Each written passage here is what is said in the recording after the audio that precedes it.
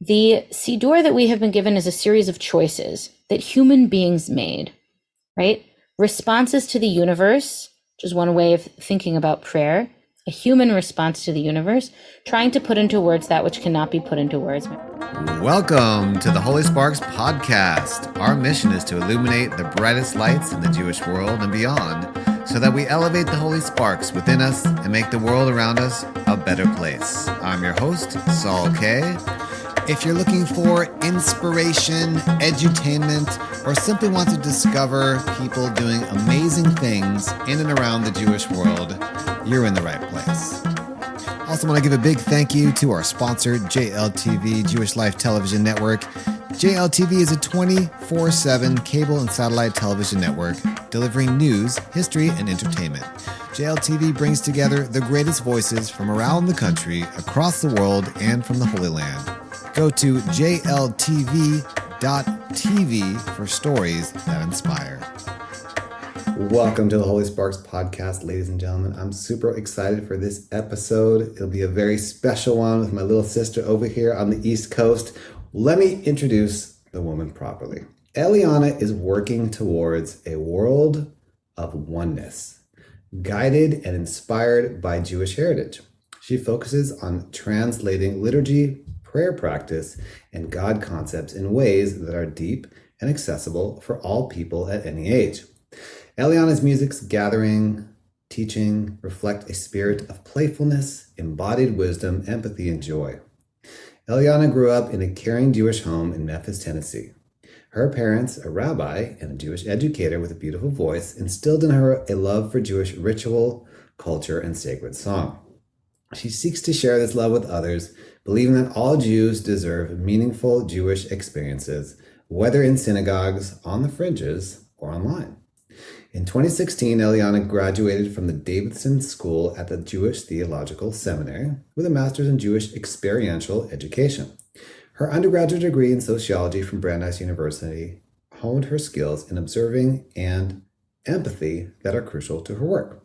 She now lives in Durham, North Carolina, holding sacred space and song as artist in residence at Bethel and with synagogues across the country. She is also the founder and head to philosopher of the Light Lab and co-hosts the Light Lab podcast. So ladies and gentlemen, put your hands together for Eliana Light. Let's go. Oh, yes. Hey. That's how we do it. Louder in the back. Come on, let's go. Yes. Bring it in. Oh my goodness. Okay. All right. Calm down, everybody. Oh my gosh, so excited today. Eliana, how are you?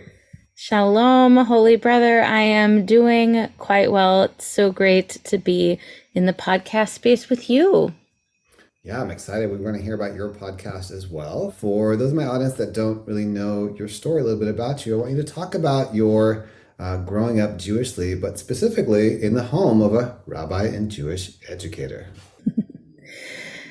Yes, absolutely. I put that in my bio because I think it's so important to remember where we came from. I feel lucky that I have a lot of what I call synagogue privilege, that when I walk into a synagogue, I feel a sense of ownership. And I hope that that's what all Jewish folks, no matter what their story is, no matter when they came to Judaism, feel when they walk into a synagogue. But I know it's not that easy, but it's part of my story. But was it the day school that really instilled a love of Judaism in me? Jewish camp, probably a little bit. Hebrew school, because I went to day school and also Hebrew school, because that's the kind of kid I was. Was it that? Not really. It was part of it, but I think the main thing was just having a joyful Jewish home. Like Friday nights were surrounded by people around the Shabbat table, and we would take out the little blue B'Kol Echad benchers and sing through all of the songs late into the night.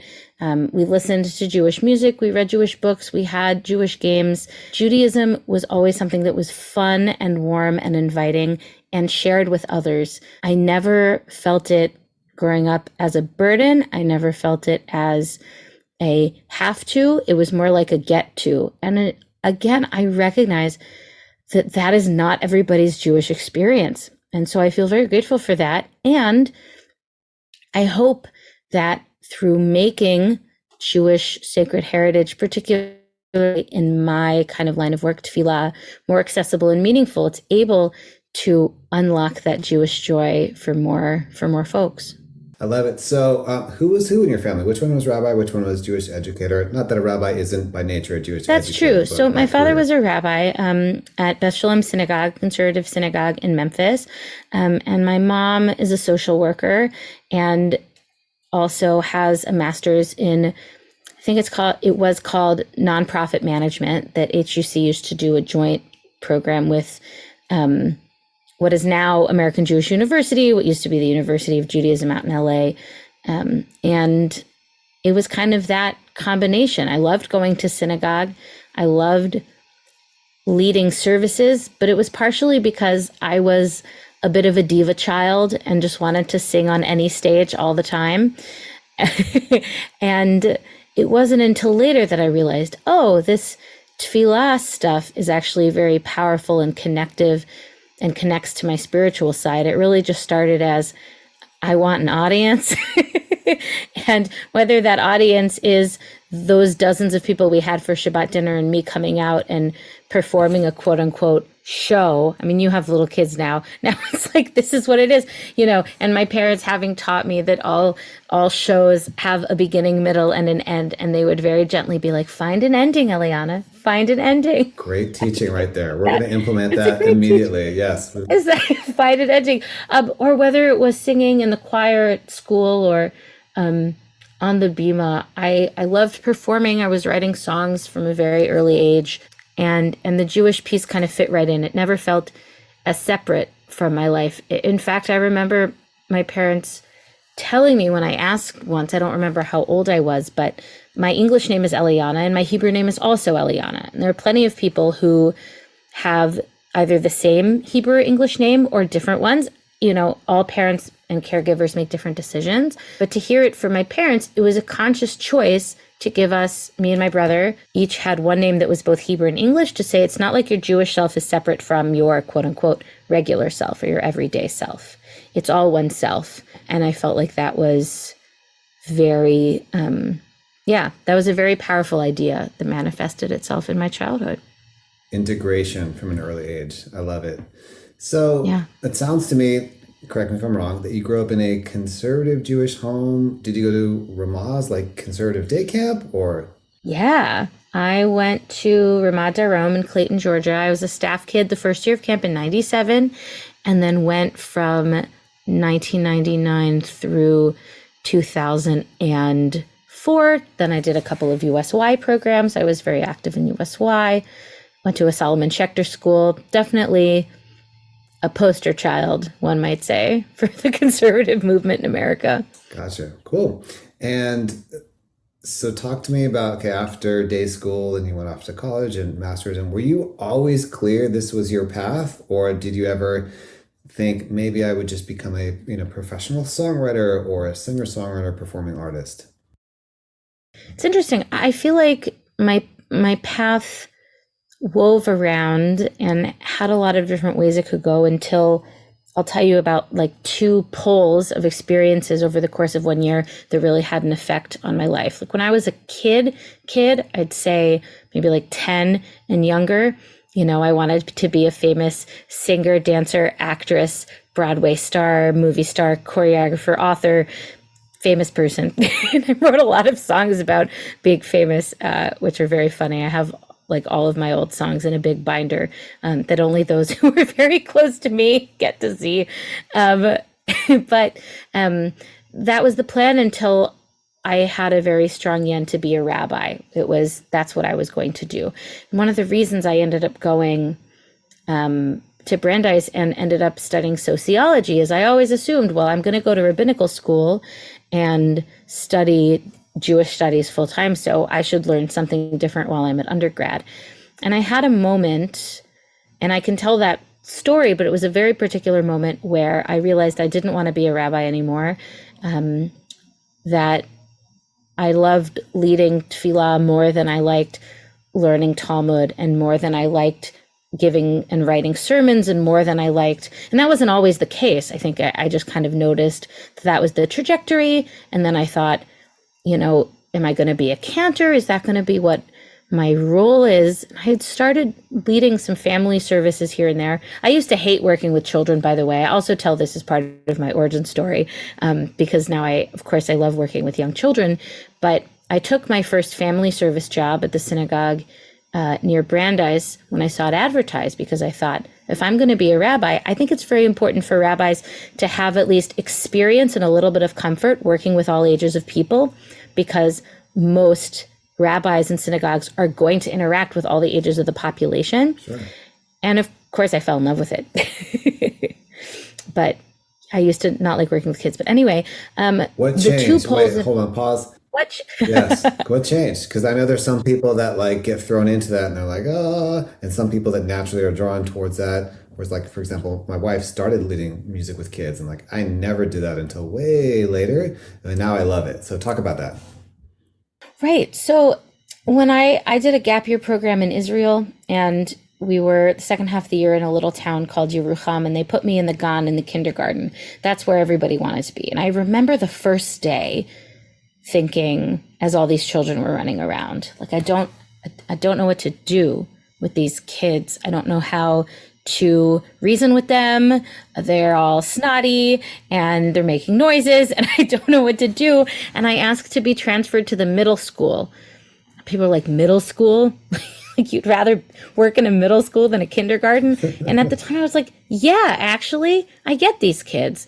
And so I had a great time that year in the middle school. But when I started it at the synagogue, which I can't remember its official name because it was by the Hannaford supermarket. So my friends and I called it Temple Beth Hannaford. I know that's not the actual name of the synagogue, but at Temple Beth Hannaford, downstairs, they had this big room. They called it the rug room. It was like the size of the sanctuary, but it was covered in mats and pillows. It was rented by a group doing meditation during the week, but we had like free reign of this giant room. And sometimes it would just be the rabbi's kid, and sometimes it was the rabbi's husband and the rabbi's kid, and sometimes it was this other kid. Sometimes we'd have 6 kids.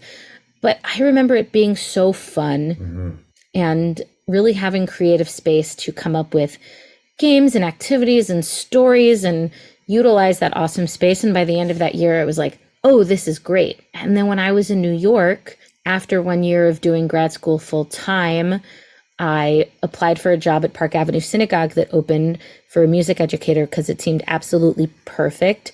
And it really was. And the first thing that I did, or the first thing they had me do, was music in the day camp. So preschool music in the day camp. So even though I had had some experience before then, song leading with like camp age kids, sleepaway camp age kids, that was the first time entering like, oh, these little ones, what do I do with them?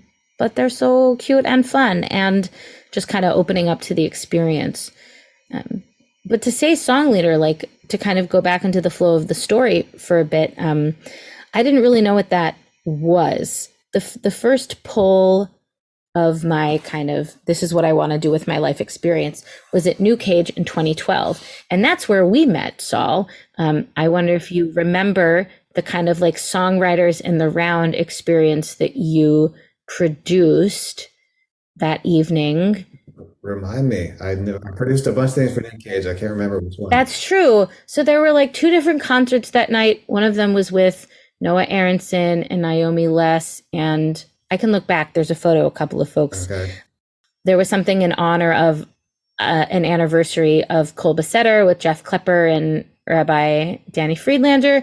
And there was like a in the round with you and me and Alana and maybe somebody else. But the reason that I ended up at New Cage was because of Michael Cates, who played guitar for me that evening, of the Baal Shem Tones. He and his wife Helene, this great duo out of Atlanta. And we had met when I did a Passover retreat with my family when I was in high school.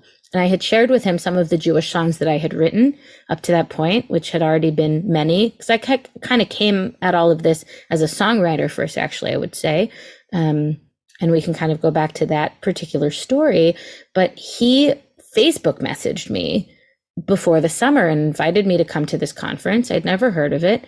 I met all these incredible musicians there, became friends with a lot of them. And that showed me that Jewish education was a career path and could incorporate my love of music and song.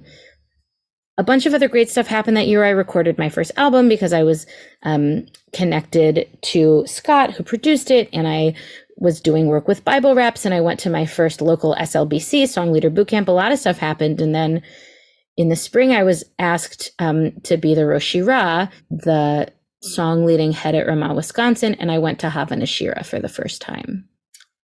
And that's the second pole where I really kind of met my people, discovered my people, and discovered that song leader was a job that one could have, not just over the summer, but all year long. And I was in a very, I've been thinking about it a lot because it was Havana Shira 2013. That was 10 years ago. And so much has changed. And I'm so grateful for finding it. My own ideas about prayer and Judaism have changed. My own practice has changed. My life and my work have certainly changed. It's really become my calling, or I found it as a calling and really took it upon myself. But those really were the two experiences that showed me that song leader and Jewish educator were jobs. And so even though there was a time when I applied to cantorial school and got in and I ended up not going, this ended up being the path. And were there times when I thought, you know what, maybe I should try writing songs for children's television, or maybe I should, can I get whose ever job it is to name nail polish colors at OPI? Or is what I'm doing actually helping the world? Maybe I should quit and become an organizer. But I'd be a terrible organizer. I'm not very organized. Recognizing that these are the gifts that I have been given and the things that I've been put on this earth to do, and just feeling grateful every day that I get to do it. Amazing. And it's also amazing that was my first and only Havana Shira was 2013 as well. I remember meeting Joey Weissenberg there and Billy Jonas, and I was all into running. We were running with everyone. It was a lot of fun. And New Cage as well. So it's amazing. And, those conferences, definitely for people that are not familiar, New Cage, originally was Cage, which was Conference of Jewish Educators. Now it's New Cage. Check it out if you're an educator or musician or haven't connected to people. It's a great way. And same with Havana Shira as well. Havana Shira is a little bit more focused on the songwriting, communal singing, and tefillah leading through music. And it's beautiful. Certainly if you love harmonies, you definitely want to go steep in the pool of that for sure. Okay. Question. Yes. So you said, now this may change. The reason why you didn't really want to go down the rabbinic route, which you're such a natural teacher, this is why I'm coming back to it, was, Talmud isn't your thing, which, full transparency, not my thing either, or many people's things. And you're not really into, I think I heard this correctly, writing, drashot or drashing, right? I know plenty of rabbis that don't do either one of those things. So is that just fair. A definition in your mind, or is there something more to it? I think the moment that this happened, I think it was kind of a culmination of recognizing and embracing the role that I wanted music and prayer leadership to have in my life. That's not to say that there aren't rabbis that do that. I know plenty of rabbis where tefillah and prayer leading and song leading are a big part of their rabbinate. I think it just felt different. When I was working in New York and looking into going to cantorial school as the next step of the journey, I would talk to people about it and they'd say, well, just go to rabbinical school. If you're really doing it for the title, just go to rabbinical school. That's a title that's going to give you more opportunities. And me feeling and thinking into I don't think it's just for the title, or I wouldn't want it just for the title. If you're going to spend 5 to 6 years of your life studying something and being in that place, you want it to feel that there's integrity around it. And for me, it just didn't feel like a fit with integrity anymore. I feel like part of it might be, even though I went, the education program I did is at the Jewish Theological Seminary, which is a conservative institution, but the Davidson School itself is pluralistic. And it was kind of the end of being in college and the first few years of living in New York that I became open and touched by different ways of being Jewish in a way that led me to not feel comfortable co-signing or putting a stamp on myself from any movement in particular. Now, again, I know plenty of people who graduate from different institutions and don't necessarily feel like that reflects who they are. And there's Hebrew College and other programs that are pluralistic. It just didn't feel any more like my path. And I'm not saying that it never will be. You're right. I love teaching and I love sharing and I love holding ritual space. And I feel very grateful that I get to do that in the way that I would like to now, and that's continuously growing and changing. I'm always open to possibilities, but right now, educator seems like the moniker that I wear very proudly. Got it. Or Shemati. So this actually totally brilliantly led into my next question, which was going to be, do you align with any particular Jewish movement personally, and talk a little bit more about Jewish pluralism? Yeah. When I'm pressed, I often say that I'm a pluralist. And that's not to say that I'm what some might call post-denominational. It's that I believe that the different organs of Jewish community should all and can all be healthy and functioning. I think about every different piece as an organ. And if the whole thing is the body, we want all of the organs to be able to function. And that pluralism isn't just throwing all of the ideas and trying to do them at the same time and saying all Jews should be able to do all things at the same time, because that doesn't allow certain identities and certain types of people to have full participation and have their voices heard. But if pluralism means different commitments coming to the table and learning together and learning from each other, then that's what excites me. I got so much from my education growing up. I got a really solid background in the words of the liturgy, but it wasn't really until later in college when I took a liturgy course with Rabbi Reuven Kimmelman. And then when I started my senior year, I went to Reconstructionist services for the first time. It was like, oh, the music and the instruments are being used here really beautifully. Maybe not all services with instruments are bad, which was something that I thought with my black and white teenage thinking at the time, which is a whole different story about my path to now being comfortable using instruments on Shabbat to the point that it's my job. When I moved to New York, I was working at a conservative synagogue and going to JTS, but I found my spiritual home at Romamu, at a renewal institution, and started doing some song leading there and learned so much from that. And I've learned so much in reconstructing Judaism spaces and from Reconstructionist rabbis.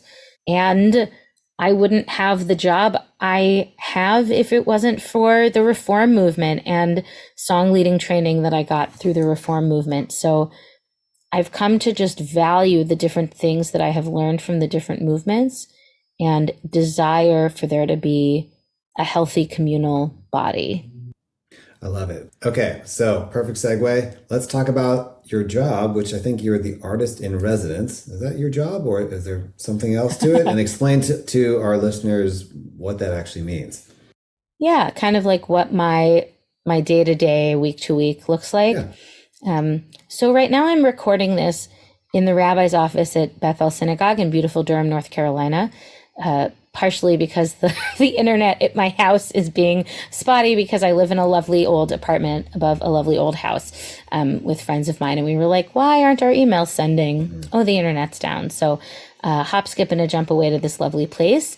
And I'm here at the synagogue part-time, partially because after a couple of years of doing so many things on Zoom, and I feel very lucky that I had a lot of work in the only Zoom years, I really wanted to be with people in person and sing with them in person. Of course, we know that there's something so beautiful and valuable about that. So I do musical services here with other musicians that are local once a month. I'm in the Talmud Torah, which is like their Hebrew school, doing musical tefillah and song leading. Twice a month, I do a Rosh Chodesh group here for the new moon, and a bunch of other things, holiday programs that come up throughout the year, different adult learning opportunities, song circles, both under the moniker of the synagogue and also just locally in the community with other folks. So that's that's a big part of what I do. And the rest of the time, I have a couple of different buckets, but they're all related. I do work as an artist in residence, going around to different synagogues, as you do, and as many of the guests who you've had on this podcast so far do. And I always feel so honored and blessed that that's a part of my job. Like, the sociologist in me loves to see how different Jewish communities work and what it means to be Jewish in different places in the country. And it's just such a joy to be welcomed by new people who really are taking a chance on you. Like, it's not like people show up to a concert I do at a synagogue because they love my music and they want to sing along to all the songs. They usually don't have any clue who I am, but they come anyway because they're supportive of their synagogue, and hopefully they've learned something and had a beautiful experience while we're all together. And then the third main part of my work is through my project that is turning into its own organization slowly over time, called the Light Lab, where our mission is to make Jewish prayer and Jewish liturgy and prayer practice accessible and meaningful to all seekers. The Light Lab is the home of the podcast that I do, the Light Lab, with our friends Cantor Ellen Dreskin and Rabbi Joshua Shosky, where we dive deep into liturgy. I also do interviews with folks I think are doing interesting things in the tefillah space, and also do professional development, writing, consulting around tefillah and making it accessible and meaningful. Right now, we're running our first ever teachers fellowship for people who teach tefillah in Hebrew schools. And just last weekend, 13 of those folks were here doing a retreat where we got to spend Shabbat together and learn together. Billy Jonas came up from Asheville as the guest educator on Sunday, which was so lovely. And we've been meeting over Zoom for the past many weeks. And that is through a grant from the Covenant Foundation that we're very grateful for. So starting to apply for grants, starting to take what I'm calling a tefillosophy, a particular way of thinking about tefillah, and how that translates into the way we teach, talk about, and experience tefillah, which I think could use an upgrade. And it's been very exciting. Yeah. Amen to that. Okay, real quick. So is there a specific age group demographic in terms of your teaching tefillah, interacting with tefillah, this retreat that you just had is focused on, or is it all ages? So with the retreat for the teachers fellows, in this cohort, we're focusing on kind of K through 6, elementary and middle in schools. There is much to be said about the preschool space and the teen space and adults, and I do that work also. And I have found that a lot of the tefillah education happens in those kind of K through 6 years, and there aren't as many practitioners talking about that kind of elementary age specifically in the way that teen programs have the teen stuff, and the people who do early childhood, that's their purview, and there are amazing people with that. But there's kind of this middle bit that we wanted to test it with, because, this is the first time we're doing it. And one of my, I don't know if it's a motto, but something that keeps coming up over in my life is you always have to do something once. Like, as soon as I do something once, I'm like, great, doing it again, it's going to be easier. I have learned so much that I would change. And I'm not upset at myself for having done it differently the first time, because I just didn't know. Got to do it once. Cool. So this is amazing, because I'm actually working with my kids' Jewish day school, and I'm going to be meeting with the tefillah person to help design and sculpt some of the curriculum next week. So without going into a whole thing, which we'll have another conversation offline about it, okay, what are 5 elements that a tefillah curriculum from K through, what are 5 very important elements? Yeah. I don't know if it's going to come up as exactly 5, but I can share a couple of pieces of philosophy that I think are important to keep in mind. Yeah. The first is having the conversation about why you're doing tefillah at all. I think that is often skipped. When I started doing professional development around tefillah, the first question was, how do we make it fun? And that was a couple years. And then we started asking, how do we make it meaningful? But I actually think there's a step back from that, which is, what is this? What is this, and what are we attempting to do? And the reason I use the word tefillah and not prayer is that tefillah encompasses the concepts of both prayer and liturgy.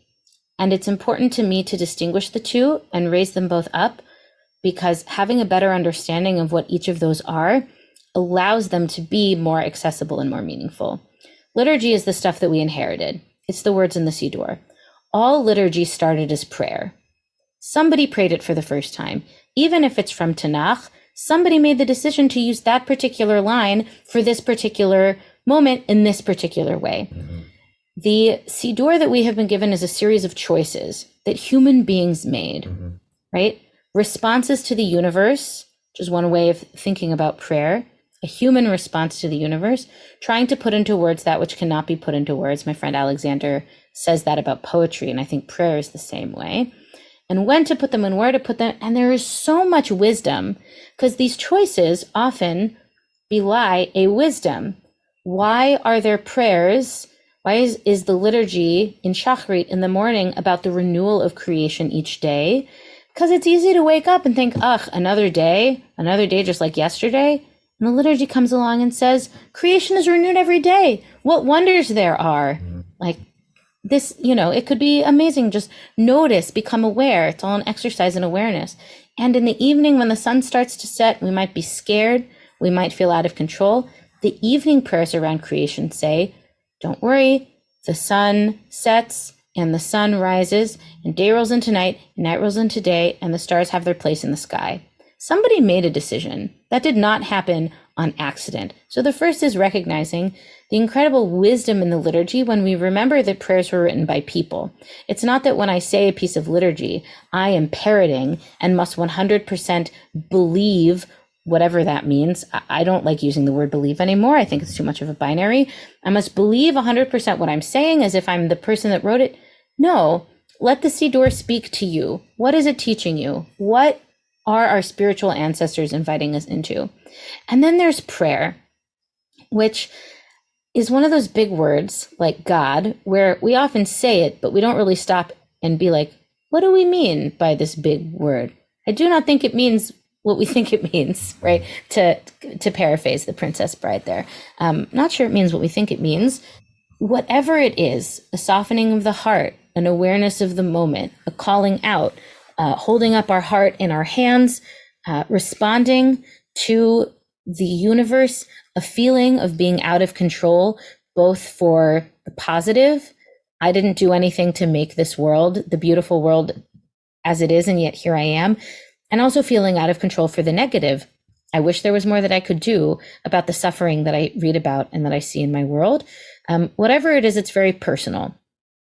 And the liturgy spotlights particular attributes. It invites us to exercise particular spiritual muscles, but the prayer is not in the saying of the liturgy. The prayer is personal, and the liturgy can be a vessel for prayer, but prayer can happen in all sorts of other places, and it happens all throughout our lives all the time. But when we bring our awareness particularly to the things that the liturgy is inviting us into, it can open up our prayer lives, and the deeper into our prayer lives we go, the more meaningful the stuff in the liturgy becomes. At its core, and I'll say one more thing about that before you ask, because I could see another question. This doesn't even get into the specific spiritual exercises that the different tefillot do, and that's how I phrase them. And I can send you some stuff offline, Saul, if you want to share. But that is to say that at its best, tefillah facilitates connection in every direction. That's a big one for me. The liturgy, the shared language, so we don't have to figure out how to respond to the world totally on our own. We get this guidance from our ancestors. The liturgy connects us backwards in time. And I say spiritual ancestors, which I learned from a friend of mine, Rachel, because they're not all our direct ancestors, and that's okay, right? It doesn't have to be that for it to be our sacred story. Our spiritual ancestors connects us back to the people before us who were using that liturgy, connects me around to the other people in my prayer community that are in the room, and to Jews all over the world who, even with changes, are working from the same template. And it connects me into the future to the people who will be using these words in the future. And prayer connects me inwardly to what I might call my highest self, my divine spark, that which is the deepest and truest within me, and it connects me outward to that which is greater than myself, which some folks might call God. So what are the choices? Thinking about the Siddur as choices. When we lead tefillah, we are also making choices. Where are we doing it? Which words are we saying? How will we know what to say? What is the emotional arc of the service? Why are people here, and how will we communicate why they're here? That's also a series of choices, which I think is very empowering. And I like to remind my students that the Moda'ani, for example, right? We know who wrote it. Rabbi Moshe Ibn Macher, he wrote this. The rabbi said it was good to say a blessing, thanking God for returning your soul in the morning. This is the one that he wrote. Like a lot of things, the printing press codified prayer when it was originally a lot less standard. But in any case, he and our spiritual ancestors are encouraging us to wake up in the morning and choose gratitude first. Awareness of the beauty of the gift of our lives and gratitude. Then I ask the kids, who actually gets to decide if you're grateful? You. You get to decide. That is empowering. I want to make the conditions the most conducive for a child to choose gratitude. That includes using the language of invitation. I invite you to feel a sense of gratitude for your lives and reminding the students that it is their choice. Tefillah is a gift, I feel. I want them to know that I'm giving them a gift. Here's the thing about a gift. Once I give it to you, I am no longer in control of how you use it. You can open it now. You can open it later. You can open it now, bring it home, put it in a box, not open it again for 5 years. Doesn't matter to me. I care about you, so I'm giving you this gift. You get to do what you want with it. I think that allows also kind of a healthy sense from the prayer leader. It's a reminder of me of what I have and don't have control over, to say, I don't want to just, I don't want success to only be all of the kids are singing all of the words all of the time, because that's setting myself up to feel unsuccessful a lot of the time. Because when I'm doing services for adults, I also don't want to feel like that is the only measure of success. The prayer is not the words. The prayer is not the song. The prayer is not the building. The prayer is not the words. The prayer can come through those things as a vessel, but the prayer is personal, and everybody already has everything they need for that. That was a lot to throw at you, but you give me a soapbox to talk about tefillah, and it's hard for me to stop. That's what this is all about. It's the deep end of the pool and the long answer. So, which amazingly leads perfectly into the next question. So, you said really one of the things I distilled from that is tefillah, prayer is connection in every direction. Okay, so did I hear that correctly? And I want to make sure. Yeah, the tefillah has the potential to facilitate connection in every direction. Okay, I love it. So in your bio, you say that you're working towards a world of oneness. 2 questions. Well, now 3. A, how's that going? B, how do you specifically mean oneness? And C, is that really a tie-in to your connection with tefillah in what we just discussed about connection? 100%. What I mean when I say world of oneness is kind of recognizing our inherent interconnectivity with all beings, with the planet, with what was and what will be. None of us exist in a vacuum. We are all part of what has come before, and our actions will influence what comes after. Part of what tefillah gives us the opportunity to do is expand our empathy and grow to become more aware of what is around us, the nature and the human beings that are around us. Hopefully, by growing our awareness, it will grow our gratitude. By growing our gratitude, it will grow our sense of obligation, that now I want to make decisions that reduce the amount of suffering in the world and help the most people that I can. There's this quote I can send you. I could probably look it up too. One of my rabbis is not a rabbi. Her name is Dr. Lisa Miller, and she's a researcher into the science of spirituality. And she shares that in her research, she has found that the more we call into awareness our connection to all life, it changes how we act, that we will then act with that connection in mind. I say working towards a world of oneness because we're not there yet. Like if we actually truly believed that, if everybody believed that, like our economic systems would be totally different, our systems of government would be totally different, our care would be different, like climate change would not exist, right? Like all these things actually wouldn't. So it's a recognition, right? Sometimes I use the space between the Shema and the Aleinu, and I'll say kind of briefly what I mean by that. In the Shema, we say Yud He Vav He Echad, right? All that is, which is maybe my favorite translation these days of what God's proper name in Hebrew, Yod He Vav He, is, coming from the root Lihiyot of being, right? All of beingness is Echad, is one. So that's stating a fact, right? We're not asking for anything. We're saying the world is one. Everything is interconnected. And then in the Aleinu, at the end of the Aleinu, we say, Vayom Hahu Yihiyeh, Yod He Vav He Echad, Ushmo Echad. And on that day, that kind of fateful day we're talking about, when the world is as we would like the world to be, what we've been working towards, on that day, Yod He Vav He will be one, and God's name will be one. Well, why are we saying on that day when in the Shema we actually said that that's just the reality that we're living in? Mm-hmm. It's because there is a gap, right, between saying and between the recognition that all is one and what it would look like to actually act on that. Mm-hmm. And so working towards a oneness, a world of oneness, to me is trying to bridge that gap between the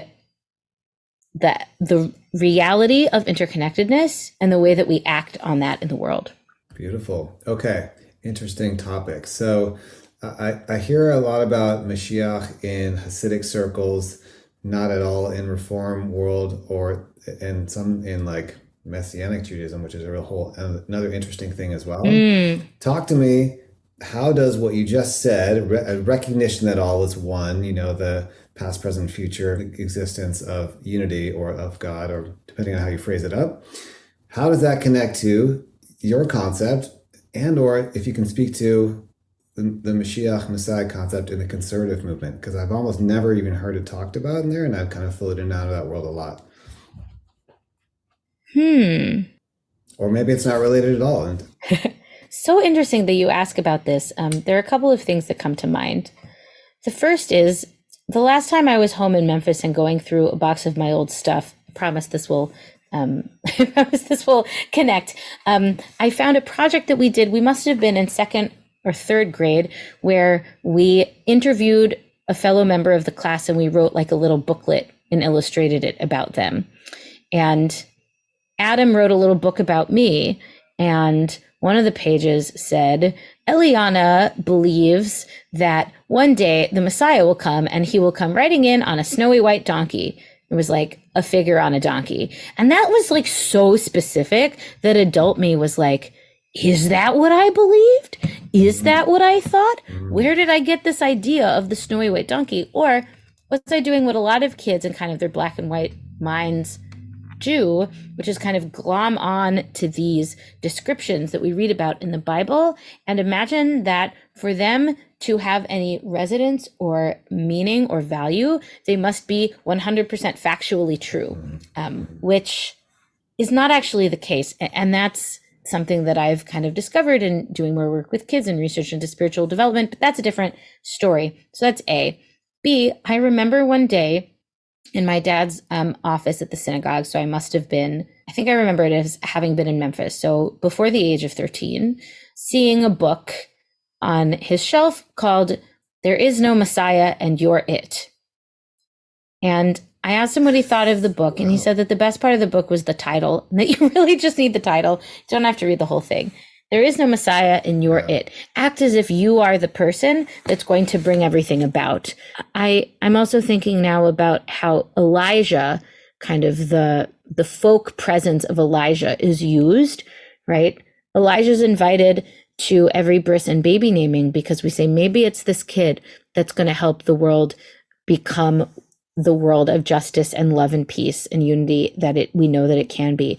Or maybe it's this Passover. Or maybe it's this week, right? We invite Elijah into every single Havdalah to say, is it going to be this week? That is a recognition both that the world needs healing and that it's possible, which I think is a particular Jewish idea not to say we're going to ignore what is bad about the world. It's just like good vibes only. And not to say the world is horrific and there's nothing we can do about it. It's the world needs to be changed and it is possible to change it. That's Moshiach to me, I suppose. Okay, so that the change comes from us doing the work. Okay, awesome. We have so much more we could talk about, but there's like 3 other questions I want to get to before we run out of time. Okay, random tangential question. What in the heck is a 7 a.m. dance party on Wednesday? Were you up all night Tuesday? Was this a Shavuot thing? I just read the date wrong. Talk about that. What is that? So, about 2 years ago, I bought myself for Hanukkah a silent disco headphone kit. I got 15 headphones and a receiver. I miss kind of in the COVID days gathering with people and dancing. While songwriting and singing and music is a huge part of my life, kind of up there in terms of my own personal expression and what feels prayerful to me is dance. I love dance. I love moving my body in a free way. And dance kind of allows me to feel into that oneness and that inner connection. In New York, I loved going to Daybreaker. Daybreaker runs these early morning sober raves in different cities around the country. And moving to Durham, I knew that wasn't going to happen here. But what could I do to kind of fill that gap? I remember being at a Daybreaker and hearing Elliot, they call him the MC, but he's the Shaliach Tzibur. He's the prayer leader. He's taking us on a journey and dropping little kavanot, inviting us to raise our hands or inviting us to let go of what is not serving us. And I realized that if I rearranged his kavanot, it would be in the order of a shacharit service. Like our body and our breath and our gratitude for being and all the steps it took to get there and feeling connected, it was all there. So Rise and Shine is a bit of an experiment. It's one of the reasons I like that we called it the Light Lab, because it's all an experiment. An experiment in not having singing or song be the main mode of prayer, but having dance and movement be. So we meet a couple times over the summer at the Sarah P. Duke Botanic Gardens here, which are absolutely beautiful. And we dance through the themes and we exercise our muscles of sacred awareness. And it's really fun. Getting people to come do this with me at 7 a.m., bit of a struggle. Might have to do the Mincha Mari version at some point, but I'm keeping at it. We'll see where it goes. I love it. The next one's next week, July 5th. All right, I'm going to get on a plane. I'm going to get on a red eye. I'll see you. Okay, so we're going to wrap up here. What are some new projects that you have in the works and kind of what's coming up that people can look forward to? So I'm currently working on 2 new albums that I recorded earlier this year, working on getting the last minute touches to them.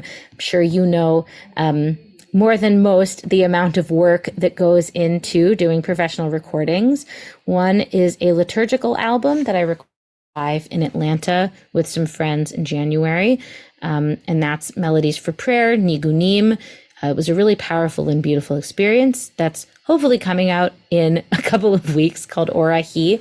And then I also recorded a bunch of kids songs that we're going to be, it's all new holiday songs. So we're going to be releasing them as singles over the course of the year to match up with the holidays.